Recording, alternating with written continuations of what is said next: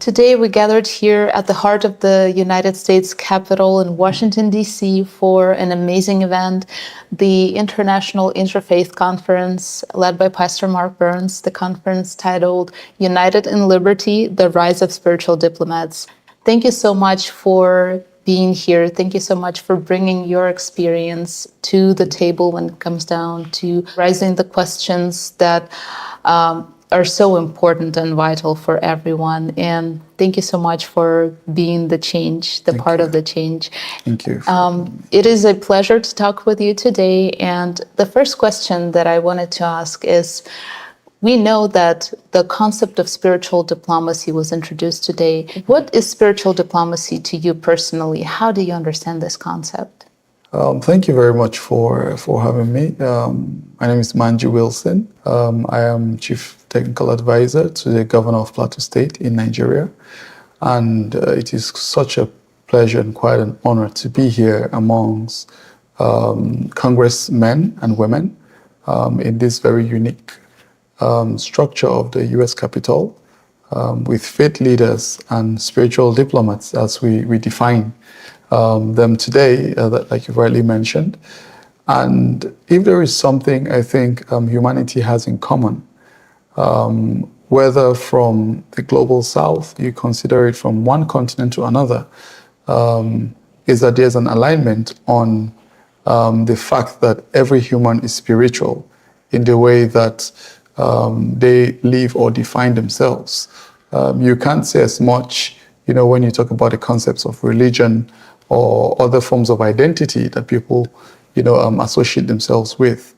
So the context of spiritual diplomacy today seems quite unique, harnessing, individuals across the world, faith leaders across over 100 countries, irrespective of, how they've defined themselves, whether Christians or Hindus or Muslims or traditionalists or even people that believe in other things. I think there is a common element, a common entity of, a belief that there is a spiritual being, and that spirituality, comes into play. If you find yourself in that particular space, like we have defined today, spiritual diplomacy becomes essential for leaders of thought, leaders, across faiths, across different backgrounds, across different races and color, coming together to say we are aligning and understanding that as humans, we have one thing which is very constant, and it's that spirituality, irrespective of what we believe in. Thank you so much. Thank you for such a sincere answer.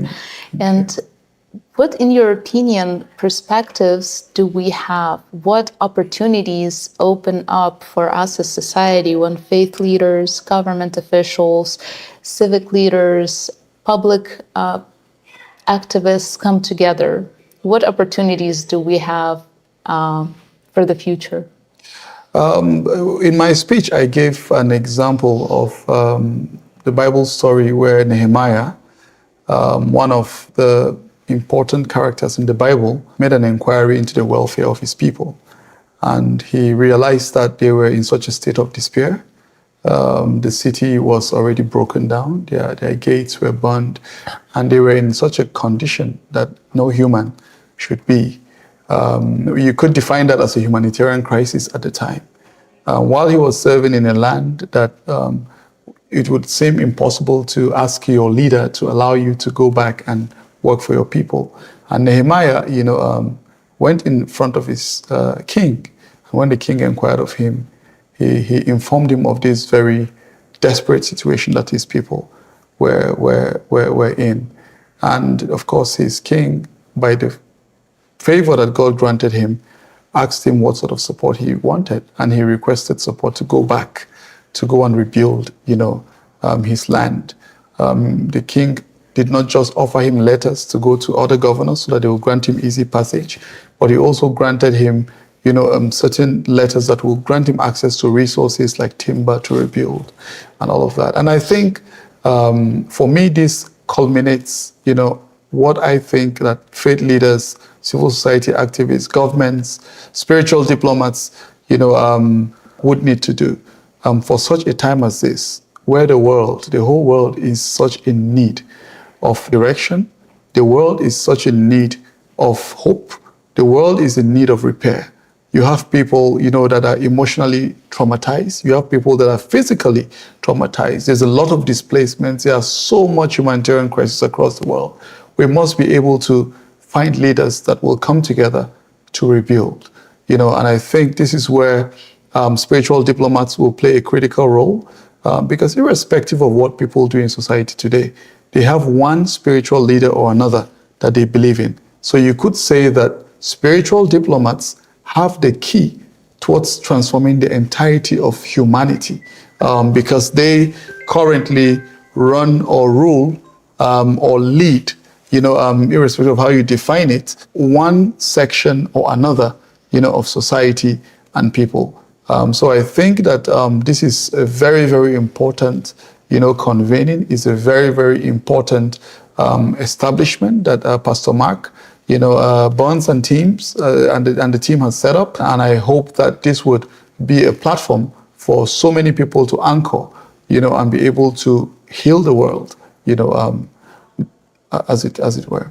Thank you so much. Thank you. Thank you. Thank you very And much. also, what key message, key takeaway would you like the participants of today's event, the audience who are watching us right now, to carry on further to their families, to their communities, to their nations, to their countries? One key message, I would pass, of course, or I would love for each of us to carry, is that we are more interconnected than we realize.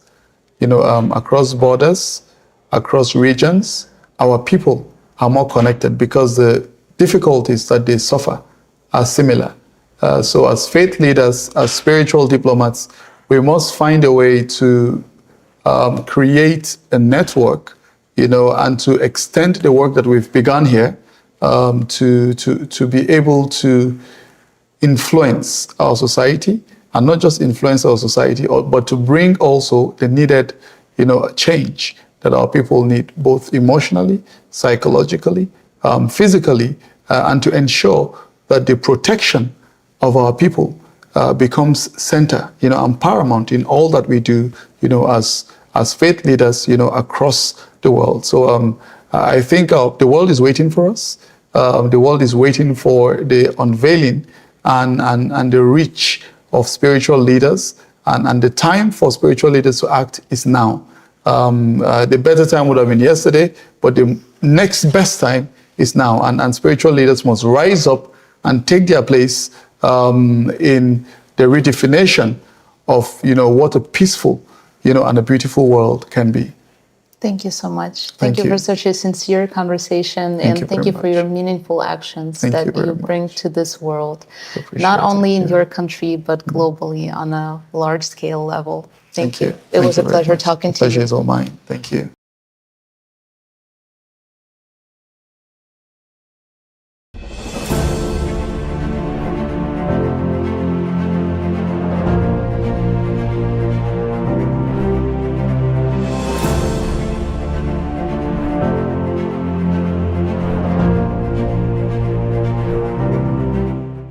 Today, we're gathered at the Capitol building, the heart of the United States, in the Interfaith Conference, United in Liberty, the Rise of the Spiritual Diplomats, led by Pastor Mark Burns. We're grateful for your presence here today. Thank you for this moment to take some time and speaking with us. I'm so grateful to be here. I'm honored. It's an incredible conference. I had no idea that there are this many passionate, incredible people. When I was invited by the pastor, how can you say no? But this is just really incredible. It's so inspiring. So in that, what does spiritual diplomacy mean to you?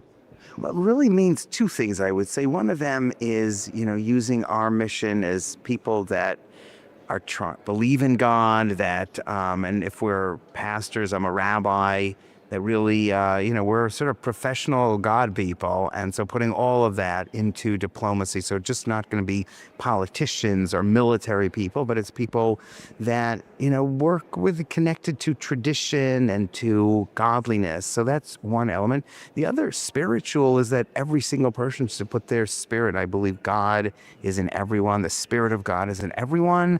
and bring that to the table when we talk about peace and how to resolve conflicts. So one of them is, spiritual leaders, I guess, and the other one is the spirit that everyone has that can really make the difference. As we look to the future, what opportunities do you see for faith and civic communities to work together for a positive social impact?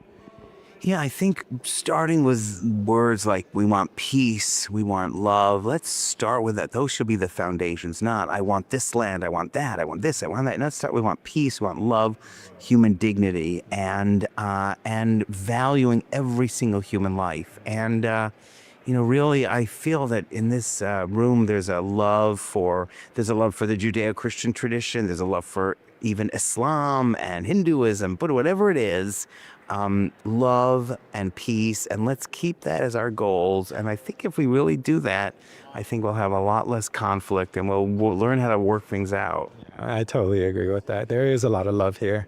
So how can faith and civic leaders help translate the dialogue into meaningful action for peace and for freedom of belief?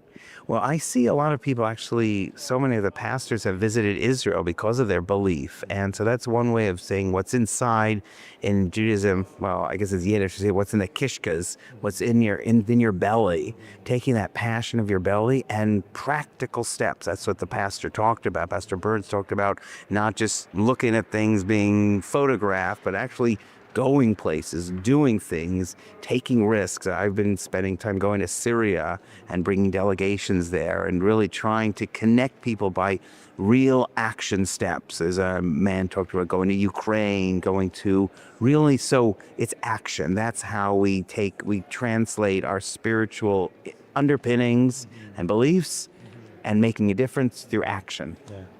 We have to act, Yeah. So what key message would you most like the participants to carry forward from this conference? Hold on to your love, hold on to your pride, hold on to your passion. And that's what I really feel here. And unity and coming together. And it's so beautiful that, people that are so deeply Christian and deeply Jewish and deeply Muslim, you see a lot of Jews that would keep home with it. These are not, lightweights here. Everyone is deeply committed. And yet we're able to come together in unity of purpose. And that's what I think can be inspiring to the whole world.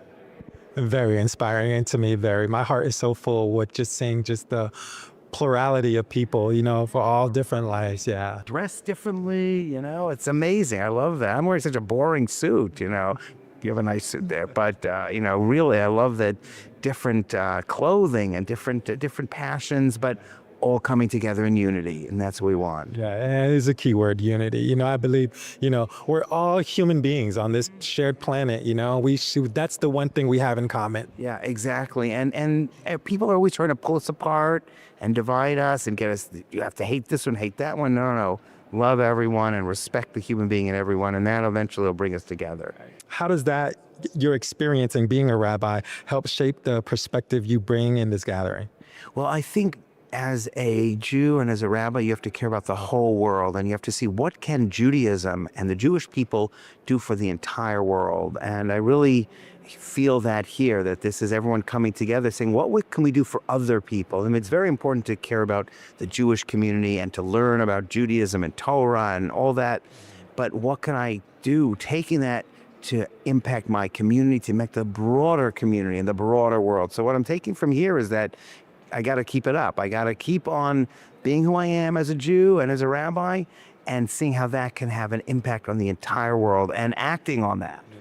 Well, thank you again for your time. We really appreciate you being here and the leadership that you bring to this conference. It's my honor to be here, and just so grateful for this conference, and thank you for all the work you're doing. Thank you so much. Hey.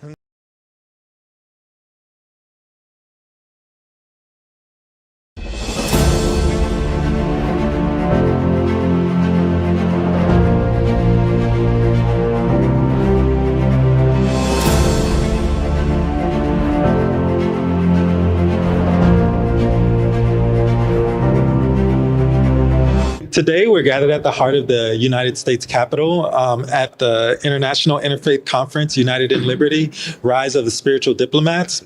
We're grateful for your presence at this conference and your leadership that you bring to the dialogue. Thank you, Scarlett, for taking time to talk to us today. Absolutely. I'd first like to ask you, what does spiritual diplomacy mean to you? Spiritual diplomacy means having the courage to go out and speak the truth and seek the truth in love. And that's what we're all doing here today. Yeah, definitely agree. So as we look to the future, what opportunities do you see for faith and civic communities to work together for positive social impacts? Well, I've been focused in schools. My 6-year-old son was murdered in his first grade classroom in the worst mass shooting in U.S. history. And after that event, I realized that what happened was 100% preventable. My son, Jesse, wrote a message on our kitchen chalkboard, 3 words, nurturing, healing, love.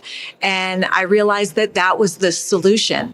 So I decided to create a program that helps people be able to choose love over fear in every circumstance, situation, and interaction. It's a possibility, and it's authentic power. It's who we truly are. It's treating others as we want to be treated, and it brings peace and forgiveness and compassion.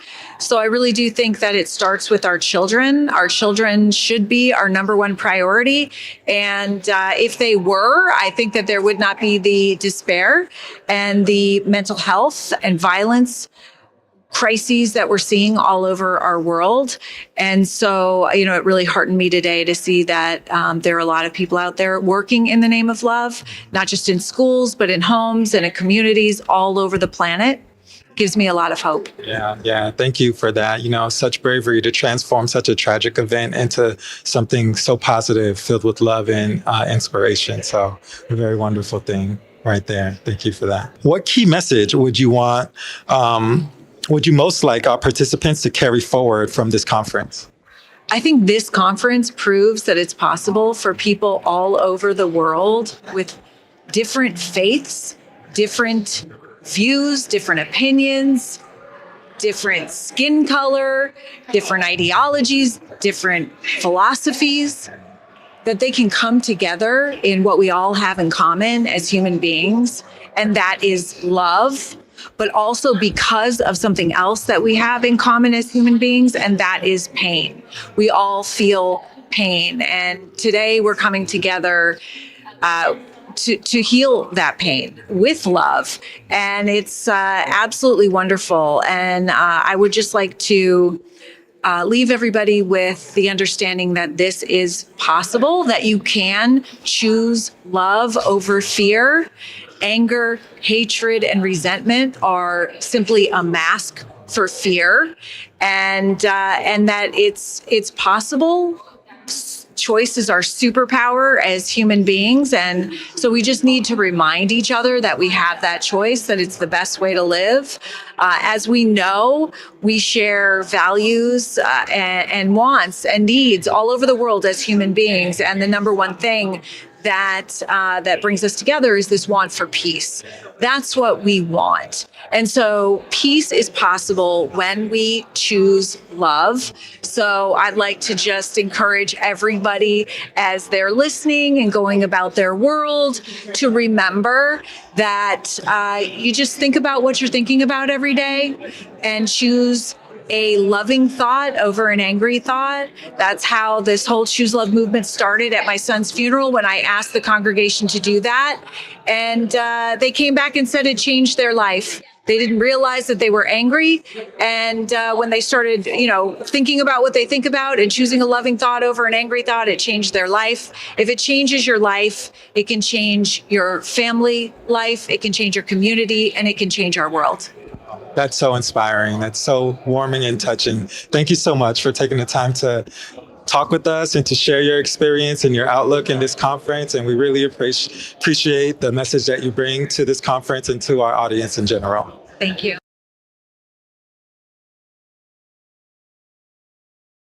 Now we shift our focus to the protection of the most vulnerable among us, our children.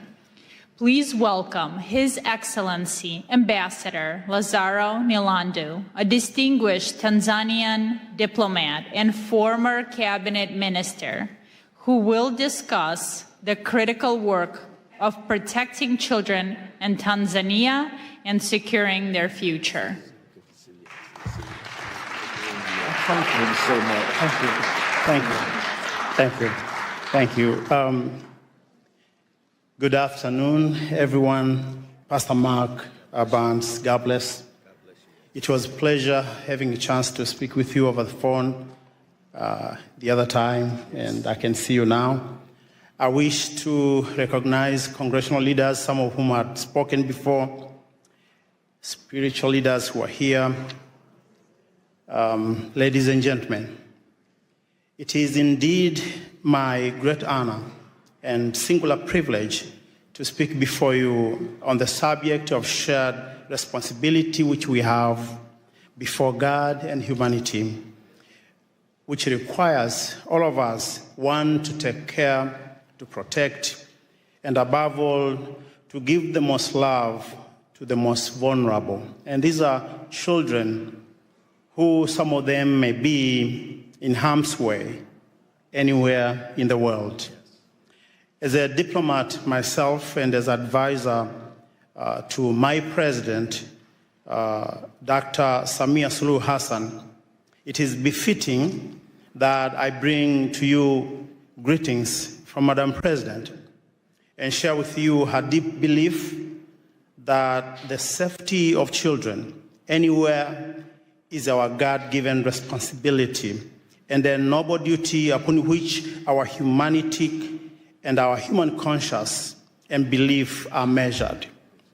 Coming from Tanzania, a land that stands as an enduring symbol of peace, beauty, and stability in Africa, and a country whose children have grown singing, and if there is anybody from Tanzania here would attest to me, we grew up singing a love song, all of us.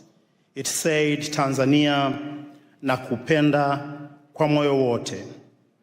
Ninapokwenda safarini, kutazama maajabu. And it was speaking rather about people and children who had no home, who had no place to go. Tanzania would be a country that welcomes them all, give them home, give them refuge. And these melodies and lyrics have defined who we are as a nation, spoke then and now that suffering children are safe in God's hands, and we the people remain his instrument of sharing his grace, his care, his protection, and enduring love for all of the children of our world. Currently in Tanzania, and I wanted to give this perspective so people understand where we are currently today in Tanzania. We are hosting around 231,000 to 232,000 refugees. This is according to UNHCR, mainly from the country of Burundi and DRC. This number was estimated to have reached 1 million during the peak of the Rwandan genocide.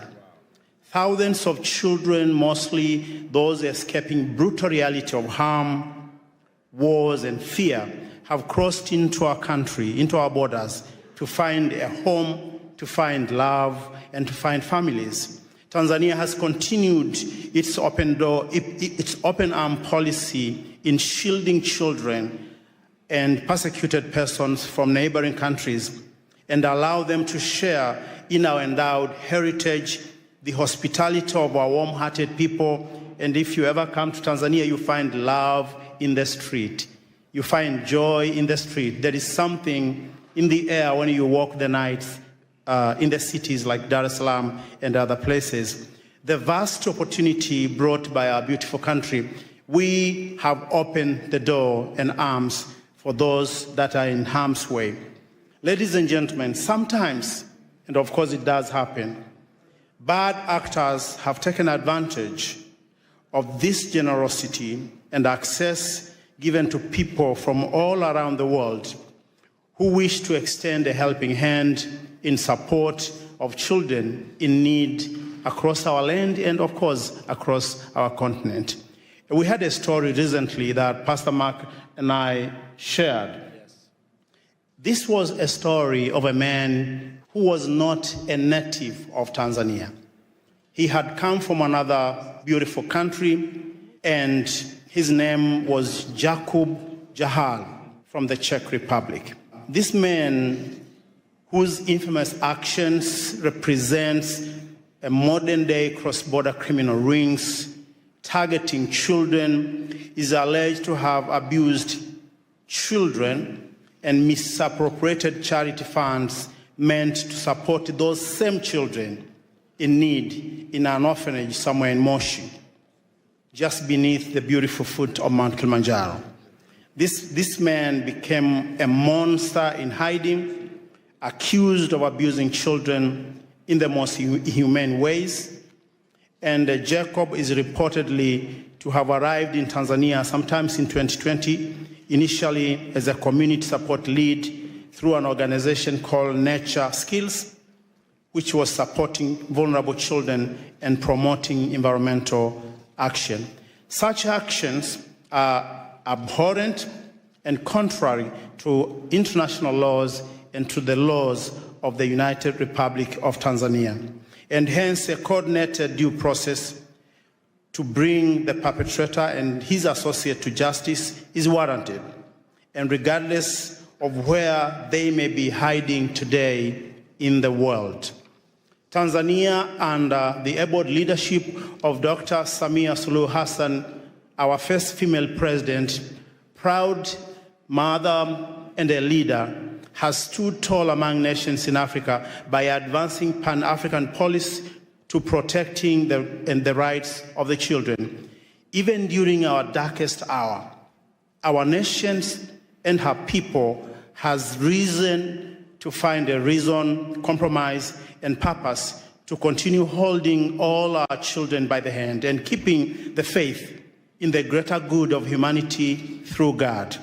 It is well noted that during the years of J.F. Kennedy, and this is a man that many Americans remember with pride, this was back in 1961 to 1963.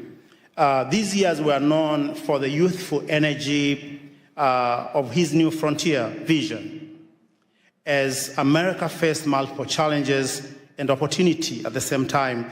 And among them, I remember from reading and from understanding, it was Cuba Missile Crisis, establishing a Peace Corps that continue to bring change across the world today, and also advancing the space technology. During these coveted times, a young leader from Tanzania, Julius Nyerere, had risen to power in our country, having delivered independence of Tanganyika from the rule of the England without bloodshed. And this is important. He was a spiritual diplomat of his time. And the two quickly became friends. They had a bond of friendship. They had a bond of love and brotherhood. And this friendship resulted in JFK inviting Julius Nyerere to come to this city, Washington, D.C., on January 15, 1963. Among other things that they discussed was making the children of Africa and the children of Tanzania an endowment that we will all be proud. They discussed, among other things, the children's safety that would be the epicenter and foundation of Tanzania and U.S. relationships that have endured today. The welfare of Tanzanian school children, as I said, was among things they discussed then in 1963. Ladies and gentlemen, at such times as these, interfaith dialogue must continue to build trust. Where politics alone cannot, humanity is brought together in shared values and perspectives. The unity among faith communities is essential in addressing today's global challenges, the safety of children included. It is our sacred duty and shared responsibility to go beyond the call of duty, anything that we are, that we believe, that we want to do, to making sure the freedom of religion, the beliefs, and the faith is protected for all, because this is foundation upon which we can have societies that are strong. Ladies and gentlemen, whatever that happened now and today, I wish to say that one of the famous things that Nelson Mandela once said was that Africa, as he was looking at the continent, having come out of jail, he said, Africa, the Lord gave you struggles, and struggles made you strong. We are all made strong because of some of the things we go through. And I believe as we continue to stand united, as we continue to work together, the voices of our places like Africa, what we do, what we are achieving should be part of the contribution, positive contribution to this debate in the world, to making our world a better place. And I want to finish by giving you this. Someone somewhere in Africa continue to believe we do have that African dream to be a better people, to be loving, to open our hands to the rest of the world. We are over 54 different countries speaking hundreds upon hundreds of languages, but yet when you visit the continent, even places where you may not have heard, there is love in the air. If you come to Tanzania, if you come to places like Arusha, Mount Kilimanjaro, and you go to just ordinary folks in the villages, you find love in the air. We would like to have this love continue to unite our world as we continue to be free people, working for the whole world and uniting all our perspectives for the greater good. Thank you, and thank you for listening. Thank you.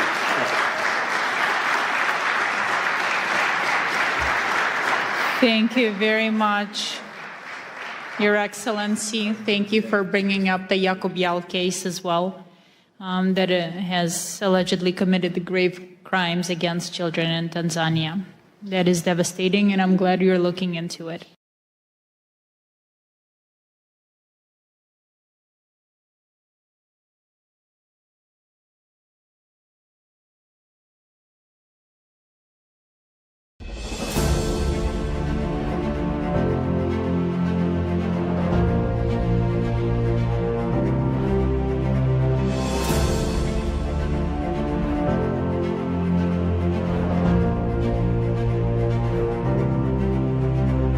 We gathered here today at the heart of the United States Capitol in Washington, D.C. for the International Interfaith Conference, United in Liberty, the Rise of Spiritual Diplomats, led by Pastor Mark Burns. And we are grateful to you for being here with us today and for the positive impact that you make on society here in the United States and globally. So thank you so much for that. Thank you for taking the time and speaking with us today. Well, thank you for inviting me. And we're definitely, this is very spiritual to be in our capital, in the halls of Congress where our laws are made. And with Pastor Mark Burns leading this great conference with your help of organizing it, and having such variety, such a large spectrum of people, rabbis, priests, chaplains, mullahs, everybody is here, singers, actors, black, white, and the leadership of Pastor Burns all across the world, including Ukraine and Korea, Israel, and definitely in the United States, bringing people together. And even though he's a great supporter of our President Trump, he makes a point that it's not about politics. He makes a great point that it is about us all together finding good in each other. Because there's so much evil and there is so much killing and so much suffering going on around the world that it takes few of us to change it. Most of us probably will not participate in it. And this is, Pastor Burns makes it very clear that he doesn't need people in his ranks that are just going to take a picture with him and pacify him. There's no point in it. He's not going to carry it to President Trump and say, this is a nice person, this is a nice person. He wants fighters. He wants warriors in his ranks. And I'm honored. I thank God that he chose me to be one of his pit bulls to fight for it, because there's a lot of suffering. And I can compare him to people like Raoul Wallenberg or Schindler, people who stood up at their own expense, at their own price, the high price that they're paying, politically. He's a man of God. Not everybody share his politics, I'm sure, but he does take that chance, and he brings us all together. And I'm very thankful to him. I'm very thankful to his staff. I'm very thankful to you that you're able to do this. So I'm very honored to be rank and file and in Dr. Burns' pit bull attack. I mean, he's definitely, you could see where he's routing people and how the crowd goes. I mean, there's definitely a gift of God for somebody to do that. I've asked him many times if he considers that to be a blessing or a curse, because you could see how much energy, how much it drains out of him, but how much energy he gives to the crowd, And his answer was a little bit of both, He's a very humble man in that sense. So I'm very honored to be here, and thank you. Thank you very much. Thank you so much. I'm talking about you, Dr. Burns. I'm actually talking about you, sir. I'm saying what a gift you have. I'm saying how you charging the crowd. Everybody else is going, we want peace and love and peace and love, and then you go. And this is a ramming speed. He should be the pit bulls. ambassador to Ukraine right here. Ramming speed, my brother. This is a pit bull of our society. Go ahead, Mr. Love you. And this is what I'm saying, that he's going at the ramming, what we say in the Navy, he's going at the ramming speed. Nothing is going to stop him. And I was very, very moved by when he is saying, get out of my way if you're not going to help. Just get out of my way and stand by and watch history being made. And we're going to do it on our own, even though there's few of us. Thank you so much. Thank you for such a sincere and honest answer. Thank you. It's really important. And yes, huge gratitude to Pastor Burns for all of his actions and his inspiration to us and to all of the people to act, not to be indifferent. And what do you think, in your opinion, how this collaboration of faith leaders, civic leaders, government officials, public activists, how can it bring positive change into society? Well, I'm not sure I'm going to answer your question, but as a military man, I always say that there is a difference between us and them. And the difference between us and them is it is very easy to be a politician and sell your soul, to get more votes, to get more money, to raise funds. It is very easy when you're in a war to become evil because you have a gun and you have all the power in the world.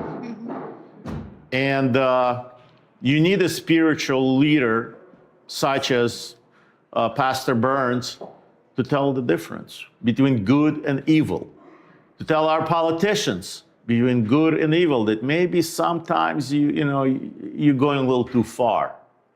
Come back to the people. Come back why you came into this office. What was the idea? Why did you want to serve your people? Did you want to serve to benefit yourself, to enrich yourself?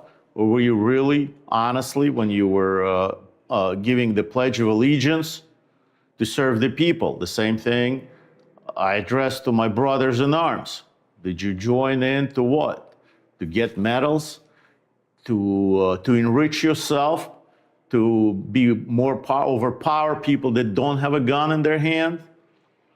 Or did you join to fight for the ones that cannot fight for themselves? And this is where I think it is very, very important for people who have power, whether it's a power in weaponry, deadly weaponry, whether it's a political power, to have a spiritual advisor. And this is where you can go to that individual and say, Pastor Burns, am I doing the right thing? Am I doing the right thing? Is this a right thing to do? Is this why I was brought to this earth, to serve? And this is where I think people like him and other religious leaders can guide us in it. Because it's very easy for people in power to lose that focus. Thank you so much. And what main key takeaway, what main message would you like the participants of the conference to carry on to their communities, to their families, and to their countries? Leadership is a very important word. Leadership is a responsibility. It's a responsibility of the people that you're leading. And I take away from it that yes, there is love. There is love in the word. There's love when people are tested. There's love in the family. Sometimes in our families there's trouble. In my family, one of my members of my family is now very, very sick, and although she's a very young lady, and this is what leadership is all about, that you have to display leadership, that everybody stays together, everybody continues to fight and move on. If you think you're going through hell, you keep on moving, you keep going, and this is what Pastor Burns is telling us. You stay tough. Love is not just let's love and peace and we want love. No, it's also you gotta stay strong. To truly love somebody, you have to be strong. And to be a loving leader, sometimes you have to make unpopular decisions. Sometimes you have to make very tough decisions. I even start sounding like Pastor Bird, tough decisions. But this is what leadership is, when we try to mimic leaders. And as you can see, I'm catching myself on a thing that I'm mimicking Pastor Burns, the way he delivers his speeches.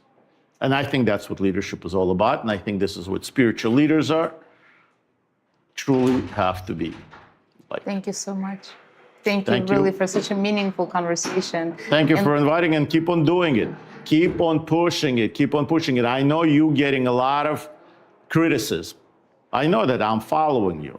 I know you're getting a lot of criticism. I know it, but this is sign of success. I know that Pastor Burns is going to get a lot of criticism for helping Ukraine, for doing this and that, but that's what leaders are. We can take criticism. We've got to stay tough. People who don't do anything don't get criticism. That's right. What they do is they're the critics. They're the ones that criticize. Thank you for such a meaningful conversation. Thank you. Thank you. Thank you.